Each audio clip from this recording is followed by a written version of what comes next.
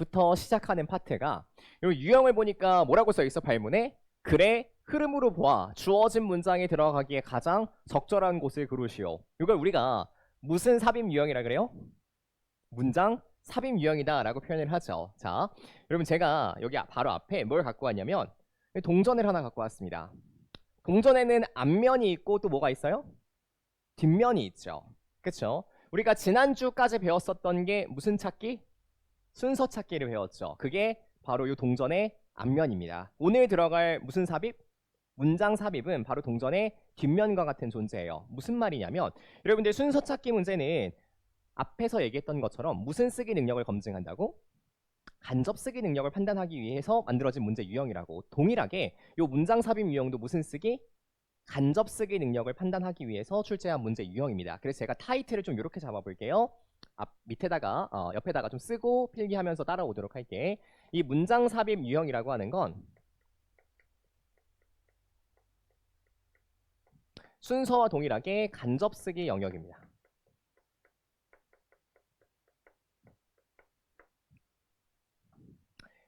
근데 여기 쓰기라고 하는 단어에 주목을 해보면 다시 한번 이렇게 이해해 볼 수가 있죠.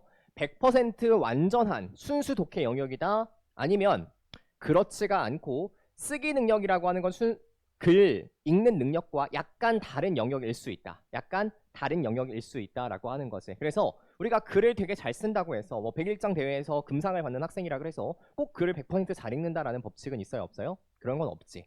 근데 글을 굉장히 잘 읽는다고 해서 글을 꼭 잘 쓰리라는 법칙도 없어요. 그래서 100% 순수한 독해 영역이라고 볼 수는 없다. 방법론적인 측면이 상당히 중요한 영역이다. 이렇게 평가를 해볼 수 있어. 자, 그러면 어떤 논리가 중요한지 한번 살펴볼게, 얘들아. 잘 봐봐. 이 수능에 출제되는 글이라고 하는 거 있잖아요. 글 한번 볼래? 딱 한번 째려봐봐. 뭐 읽을 필요는 없어요. 그냥 째려보는 겁니다. 이 수능의 글을 보니까요. 문장의 구성 형식을 보니까 대략 한 8개 이내 정도의 문장들로 하나의 글이 지문이 완성이 되어져 있더라고. 그러면 요 8개 이내의 적은 숫자의 문장들로 완성된 이 지문이라고 하는 것이요. 여러분 상식적으로 한번 생각해 볼래?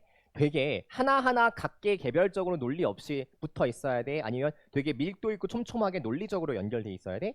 당연히 밀도 있고 촘촘하게 논리적으로 연결이 되어져 있을 거라고. 그쵸? 근데 그 문장들로 구성된 지문을 지금부터 평가원이 어떻게 하냐면 이렇게 했습니다. 잘 보세요.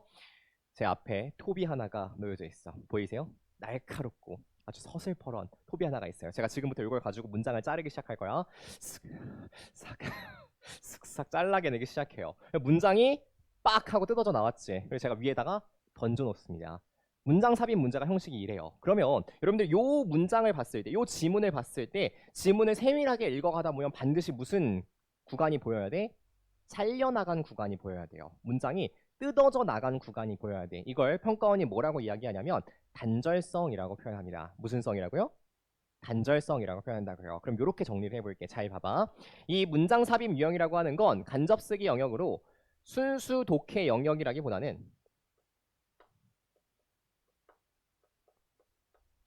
이거라기보다는 논리적인 단절성을 판단하는 영역입니다.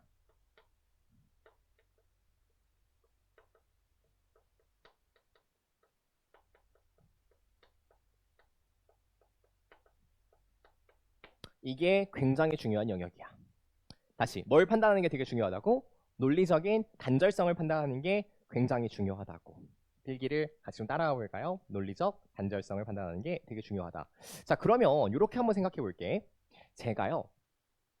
앞에 사람이 한 명 있습니다. 이제 글이 아니에요. 사람이 한 명 있어요. 요 앞에 있는 사람을 제가 톱을 가지고 야, 팔 줘봐. 해서 쓱싹 쓱싹 쓱싹 잘랐어요. 너무 소름 끼치죠. 그리고 내가 팔을 앞에다가 던져놨어. 자, 여러분들은 요 사람을 보면서 머리서부터 발끝까지 스캔을 한번 쭉 해볼 거야. 세밀하게 한번 살펴볼 거야. 그럼 반드시 뭘 발견할 거다? 잘려나간 흔적을 발견할 수가 있을 거라고. 지금부터 그걸 찾아가는 게 문장삽입 유형의 가장 핵심인 겁니다. 자, 그럼 어떻게 찾을 것인가에 대한 이야기를 좀 해볼게. 잘 봐봐. 일단 어떻게 우리가 글을 접근해 볼 거냐면 당연히 논리적인 단전은 어디서 발견이 될 거야? 여기 지문 속에서 발견이 될 거야. 그래서 순서 찾기와는 다르게 여기 주어진 문장이 중요한 게 아니라 뭐가 중요한 거야? 요 주어진 글 자체를 정확하게 읽는 게 훨씬 더 중요한 영역이겠지? 이렇게 접근할 겁니다. 첫 번째,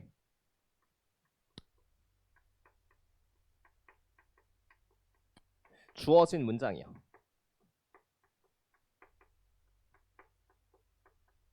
이 첫 번째 주어진 문장은 주어진 글 속에서 임의로 얘가 떼가지고 위로 올려놓은 거다 보니까 얘가 어떤 내용인지 앞뒤 맥락이 있어요, 없어요? 앞뒤 맥락이 없지. 여러분들 해처리 해석하다 보면 앞뒤 맥락이 없이 잘려진 문장이다 보니까 해석은 할 수 있지만 그래 이거 도대체 무슨 말이지? 싶은 문장들이 되게 많죠. 그치? 그래서 이 문장 역시 앞뒤 맥락이 없이 구성되어 있다 보니까 해석하면 무슨 뜻이지? 라고 이해가 잘 안 되는 문장들이 되게 많다고. 그래서 이 문장은 어떻게 읽을 거냐면 이렇게 읽으실 거예요. 지시어, 소재, 연결사 이것만 가볍게 읽기.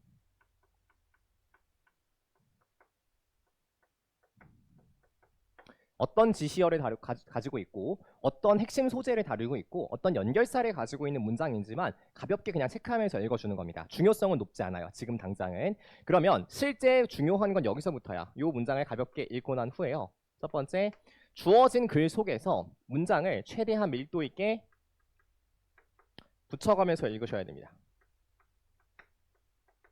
주어진 문장들을 하나하나 밀도 있게 붙여가면서 읽어야 돼. 뭘 찾기 위해서? 단절된 구간을 찾기 위해서. 자, 어떤 걸 기준으로 단절된 걸 찾을 거냐면 첫 번째, 앞뒤 문장을 붙여가면서 지시어의 단절이 있는지 한번 볼 거야.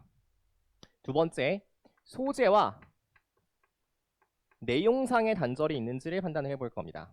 앞뒤 문장을 붙여가면서. 세 번째, 앞뒤 문장을 붙여가면서 연결사의 단절이 있는지 판단해 볼 거야.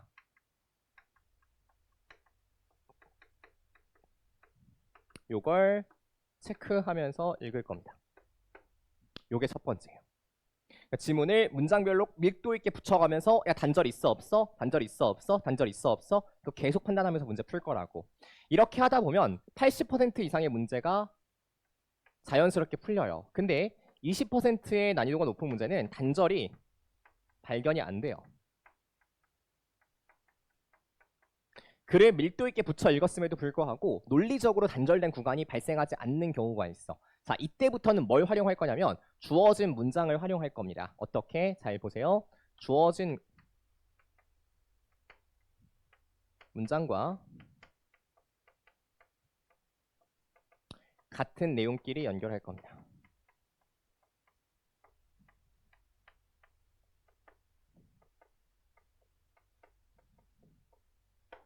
주어진 문장과 지문 속에서 같은 내용끼리 연결을 시켜줄 거예요. 자, 이때 기준을 다시 한번 잡아줄게. 이때 같은 내용이라고 하는 건 뭐가 일치해야 되냐면 지시어, 소재, 연결사가 일치하는 걸 같은 내용끼리 붙여준다라고 표현을 합니다.